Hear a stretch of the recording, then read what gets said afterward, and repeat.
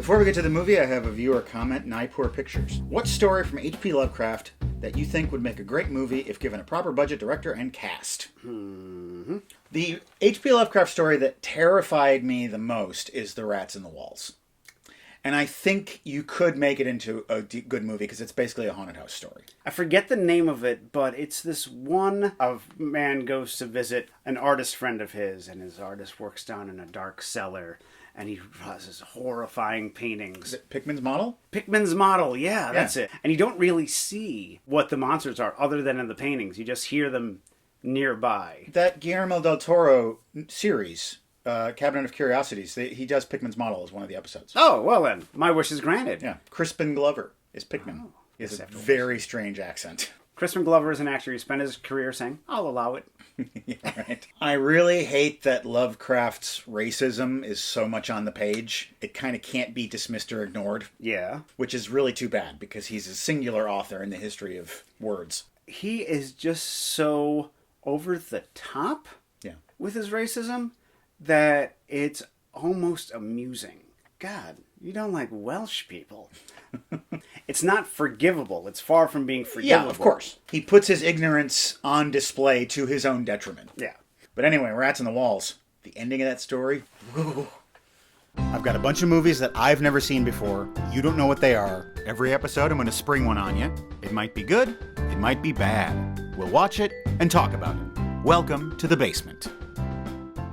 I have a movie for us to watch here in the basement tonight, as per usual, and I'm not quite sure what this experience is going to be for us. Is it just going to be fun and games, or something a little more sinister beneath the surface? I think maybe the latter, because tonight we enter the heart of Nightmare Alley. Oh, is this the original? It is. Released in 1947, Nightmare Alley stars Tyrone Power, Joan Blondell, Colleen Gray, and Helen Walker. It was directed by Edmund Golding and based on the novel of the same name by William Lindsay Gresham. Daryl Zanuck purchased the movie rights to the novel at the behest of Tyrone Power, who wanted to expand his range beyond the romantic and swashbuckling roles that made him famous. This movie also features Basement alum Mike Mazurki, who had a non-speaking role in the 1990 film Dick Tracy.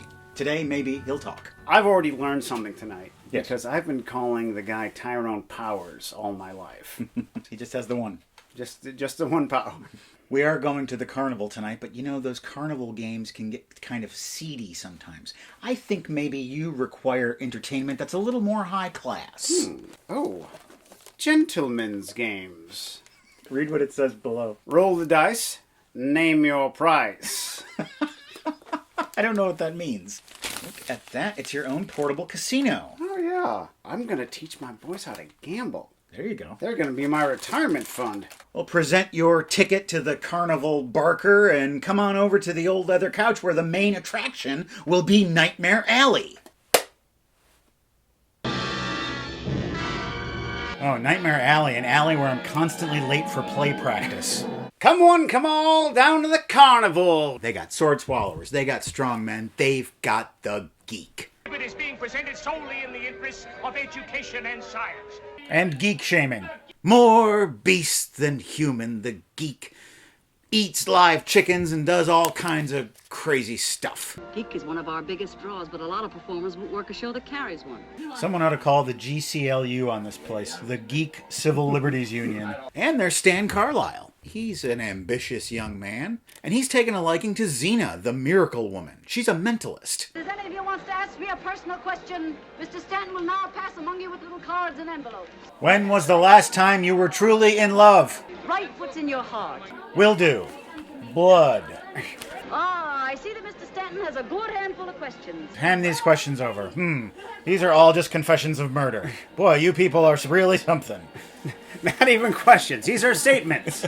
She and her partner Pete have quite an act going, with mirrors and there's a trapdoor involved. But Pete's kind of a drunk. And then there's Molly, a cute little lady, and her boyfriend Bruno, the strongman. What's really impressive is back before Pete got on the sauce, they had this code.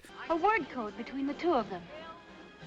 You know, Xena says that blindfold code is worth its weight in gold. Stan wants that code. You know what a code like that is worth? It's 1947. It's worth $12. Pete showed up about a year ago. Pete. I'm sick about hearing about Pete. I want to hear about code. Hi, Pete. Oh, baby. How'd you make out? We didn't make out, we swear. I've got to see a fella anyhow. What's your rush? Oh, you know, DTs, shakes, you name it. Pete's got it. Promise, Zena. You'll get something to eat. I will drink a bottle of booze and then I will eat the bottle. Xena and Stan start to get sweet on each other and they make plans. She does a tarot reading. This is a tarot. Tarot? You want me to do your tarot cards for you? The gypsies brought them out of Egypt. Gypsies brought them out of Egypt. Things are looking good for her and Stan. Money, happiness, and great success. And head trauma for Pete. Massive head trauma. There's no sign of Pete in it. How could he be if he's away taking the cure? Yeah, but there's no sign of him anywhere, dead or alive. The Cure, Dead or Alive. This is a very 80s English alt-rock movie. Yeah, maybe this is Pete. Not that card. The Death Card. You're familiar with tarot cards. Is there a movie that has tarot cards in it that doesn't include either the Hanged Man or death or both? No. And never like, oh, look, the sun, the Nine of Rods. Honest, Zena, to see a smart girl like you fall for one of your own boob catchers. Boob catchers, I believe, is what Howard Hughes originally called the cantilever bra. Stan buys a quart of booze from a carny. Old Pete comes staggering by. Xena has him on the cure. He is trembling and jiving around. He wants that booze. All right, Jim, The geek. I'll take care of him. He's got the heebie-jeebies again. The geeky jeekies. Stan takes pity on the old man. So he takes the bottle of booze that he hid in the trunk and he gives it to Pete. Pete has a couple of snorts and he starts to do his old routine. The shifting shapes begin to clear. I see fields of grass. Red roses, too. I see them bloom for me and you. Boys running barefoot through the hills. A dog is with him. Yes. His name was Jip. See how easy it is to hook 'em? Everyone's a sucker when it comes to certain emotions and sensitive information. Oh, Zena's always worried about little Pete.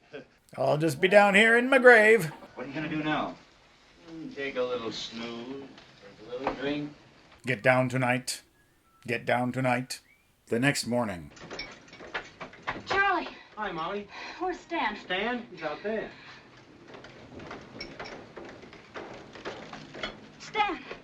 Stan, where's Xena?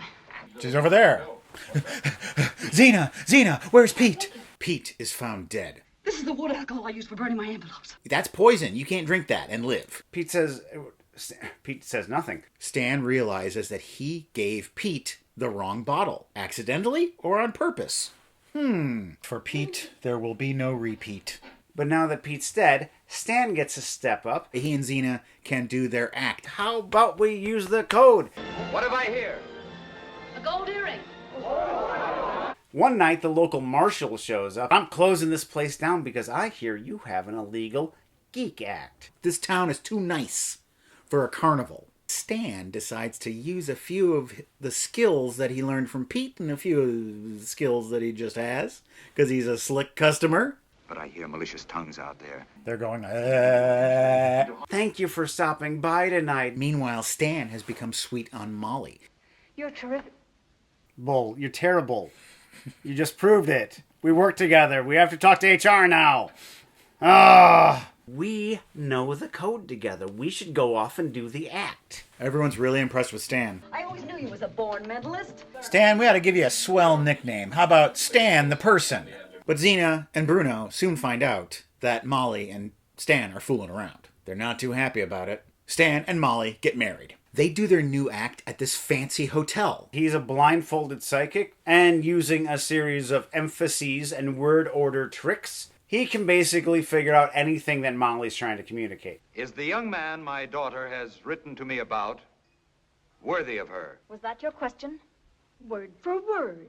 The answer is no, because the young man is Stan Carlisle, a known con man. The young man your daughter has chosen is very rare in this day and age.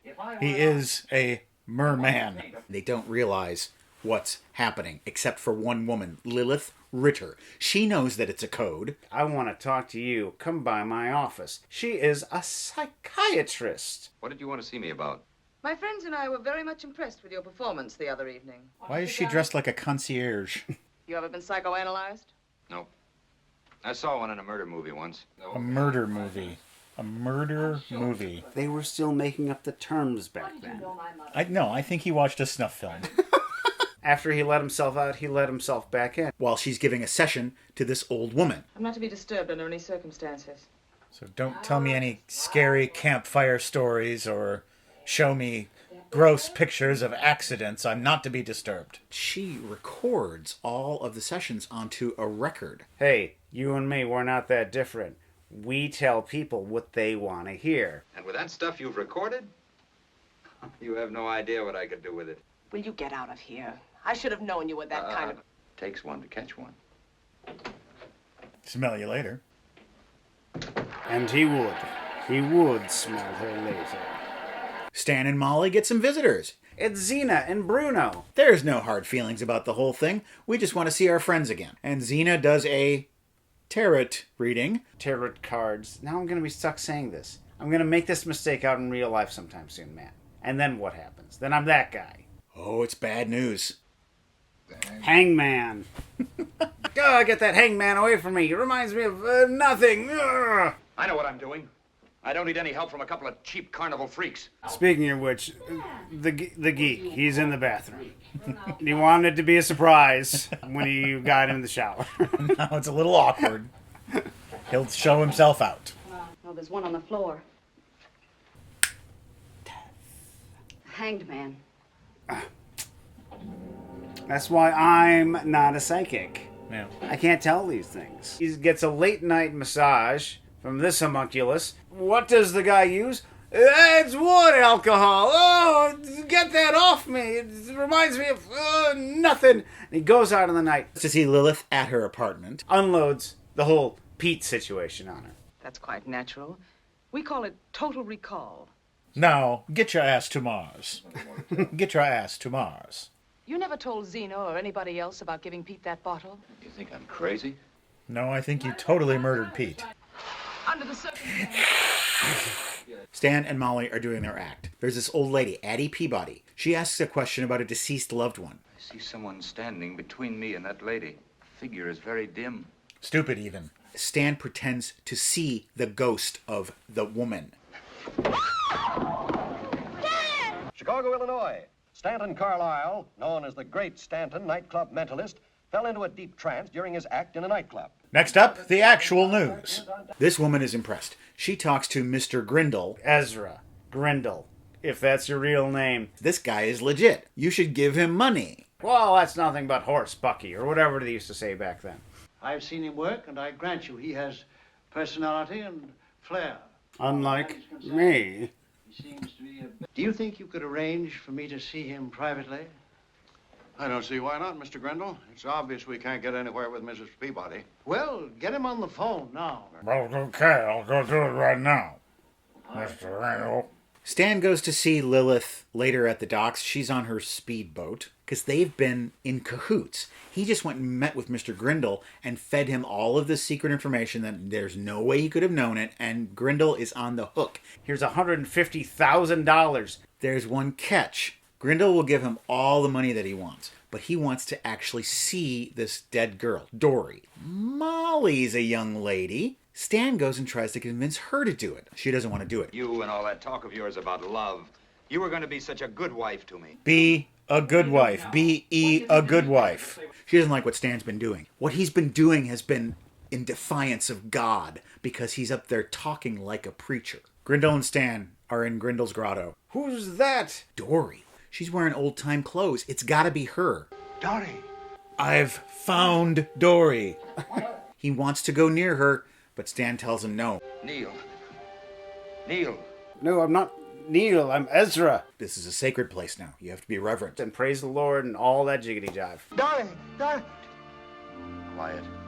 Don't spook her. She'll charge. Grindle has a massive emotional breakdown. Molly can no longer bear it. She blows the whole thing. Molly and Stan need to leave Chicago now. He tells her to go to the train station and wait for him. He goes to see Lilith. You better take your money with you.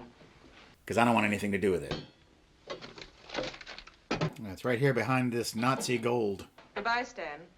Goodbye, Lilith. See ya. Wouldn't want to be me. He gets in a cab. He looks in that envelope. This isn't his money. This is just a bunch of $1 bills. He goes back to her house. Look at the size of that thing. It's enormous. World War II battleship they decommissioned, and they're like, we'll just make it into a cab.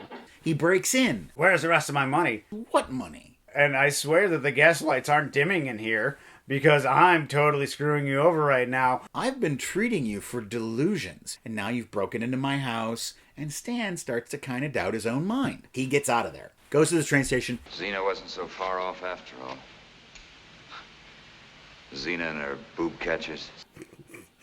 Where's the carnival playing now? Molly, we gotta separate. I'll find you again someday.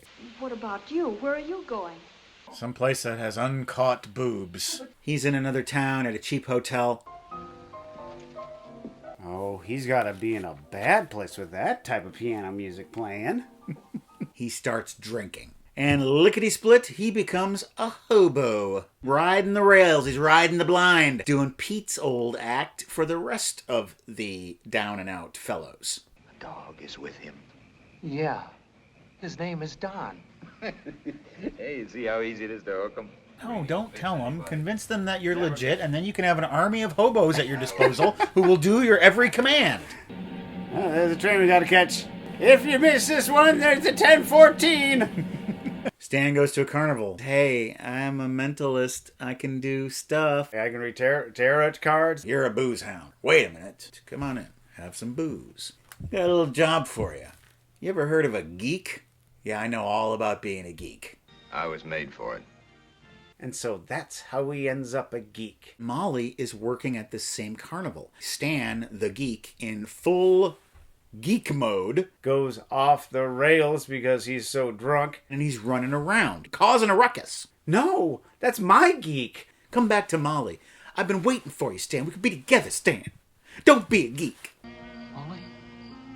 You are, Molly. I'm cured. He's gonna be okay. And the carnival owner has a little bit of wisdom for us. How can a guy get so low? He reached too high. And that's why I have no ambitions. So ends our time in Nightmare Alley. They pulled the punch on the end. I'm so annoyed by that. It was the ending the movie was supposed to have, and the ending that it deserved, because the guy did kill at least one person. He might have killed Ezra Grindle too. I don't know why during this stretch of movies that they didn't allow proper American tragedies to happen, but that would have been the proper tragic ending for this. Hollywood ending. Now, this movie famously was remade last year as Nightmare Alley, Guillermo del Toro. I couldn't help but compare the two as I watched it and be kind of surprised at how close they were. Plot-wise, it was like bump, bump, bump, bump. Except for the fact that this was just such a concise movie. Del Toro's movies are at least 25 minutes longer. And this was long. Yeah, it wanders around, and it's like it really seeps itself into all the Del Toriano. Well, they did get into geek stuff in Del Toro's, which they had to gloss over in this. Yeah. That was another way they pulled the punch, where the geek was only seen in the distance and only heard. Still, that was terrifying in its own way. Del Toro's is so lavish and lush with the colors and everything that things are lost. The intimacy is lost. There's the scene with the marshal. Basically plays exactly the same way, except the marshal is addressed in a public space in front of everyone, as opposed to being this little moment. Intimate. Which is a huge intimate moment. Just observed in secret by the Carnies. I like the performance of all three of the ladies. I don't know if it's strange, but for a film noir of this era, to have three strong and distinct female characters like this. Yeah. Tyrone Power is really powerful in this movie. Sorry. Pun achieved. I'm amazed by how much he was allowed to lean into the fake preacher aspect of things and the whole religiosity thing. Even before he kind of starts smoking his own supply in the movie and starts really believing in himself. Early on, there are all these little religious references in the carnival part of the movie. Do you know what Tyrone Power is best known for, like his signature role? No. This is what's strange to me, because this guy has got charm and charisma and acting chops coming out of his ears. Yeah. I don't know why he's not in the pantheon of great stars. Your Jimmy Stewarts and your James Cagney's and your Cary Grants and all those people. You know how the ending would have been better? How? If she didn't recognize him. Or if he recognized her and she was like, oh, get away from me, you geek. Mm-hmm. Put him back in his cage. Nightmare Alley has pulled up its stakes and moved on to the next town. And now it's time for us to take in the sights and sounds of Seen It. Come on to the wonders of Seen It. Chris Santucci writes, Avatar 2 is the DeLorean of 2022. Sure, it looks sleek, but sit in it for a while and the ride becomes bumpy, uncomfortable, and could result in a complete crash by the end. Seen it. Not seen it. You know what I'm getting sick of in What? movies? Every movie's about family. Everything. We're family. Sullies stick together. Family's the most important thing, you guys. I'm just sick of it. And obviously family is important. I don't need to say that to you. We got to wrap this up. We got to get back to them, incidentally. But go on. But it's just such a button that movies just push. They just push that button. Okay, now we have depth. And I don't buy it. I like the same things in it that I liked in the first one, which is the visuals, the creatures, the plants, the world building they do. The thing that bugged me the most, and this bugs me about a lot of movies, everything involved in the making of a movie is some sort of form of art. Cinematography, CGI, acting. Screenwriting is also an art. And I feel like screenwriting so often takes a backseat to everything else. And the screenplay is just there to get us from Act 1 to Act 2 to Act 3. And the art of writing is sort of becoming a lost art. And the writing in Avatar is so terrible. And it's so lazy. You know, the guy says, we're not in Kansas anymore. Come on. You can do better than that. There are 49 other states. Joe Irizarry writes, how do you guys feel about the unbearable weight of massive talent? Seen it. I felt like I was on a wild goose chase. I love Nicolas Cage. Yeah. Like actors before him, such as Marlon Brando, he has invented his own acting that only he can do that is as sublime as it is wacky. And I don't think I've gotten as much pleasure out of a movie this year as watching Pedro Pascal get down on his hands and knees and say, use me as a human stool. The movie is delightful. My main problem with the movie is that I saw the trailer for the movie. They put a lot of the best jokes in the trailer. Amy Turk, Triangle of Sadness. Seen it? I thought the use of sound design was so effective. I can never look at pretzel sticks the same again. Seen it. Seen it. The sound was really good. The rocking of the boat in the captain's central, dinner. Yeah, in the captain's dinner. You just hear plates tumbling off of tables. You hear disaster. That was really, really good. But really, what is there to say about Triangle of Sadness that it doesn't say about itself? Whether you're a good person or a bad person, giving yourself too much money and power will cause you to do bad things. Yeah. You will have spaghetti, but not eat the spaghetti. Korg writes, I know exactly the feeling Craig was talking about with Prey. Seen it. Seen it. Now, with a name like Korg, he might be a predator himself. I imagine that's what they call themselves. I am Korg! Prey is a really good Predator movie. There are good ones and there are bad ones. My only gripe with Prey is the same gripe I have with Avatar, is that the script, the language that they use is so modern. There's nothing that's period specific about it. They express themselves with 21st century concepts, 21st century ideas. There's no sense that they're these people from 400 years ago. Yeah. And it doesn't take a lot to just give your movie a little bit of that. Just someone with a sensitivity for old ways of speaking. Yeah. Just give it a pass. Give it a little bit of that stuff. And then the movie would have been almost perfect. Take out contractions. That's what True Grit does. There's a little online alley of sorts that you can visit, and it won't give you nightmares. It will give you good things. And that's our website, welcometothebasementshow.com. All of our episodes are there. None of them a nightmare. And there are PayPal donation buttons that you can click on to make a one-time or rolling monthly donation to support our show. We certainly do appreciate it. I have one person who made a one-time donation right here. It's David from London, donating again. Really? Yeah. Oh, he's doing a one-time donation again. A one-time donation multiple times. You can do it that way too. If you want more Craig and Matt chat, you can watch Unboxing, which comes out this coming Friday. We open mail. We do all kinds of fun stuff. You can join us there too. And right now, take a look at this. Yes, do. But I'm not going to give up on him. It's the least I can do. People always say doing something is the least they can do. The least you can do is nothing. We all know that. No, you can't do nothing. You can't. If you're doing something. Oh, boy. You're blowing my mind. There we go. You're twisting my melon. Zena and her boob catchers.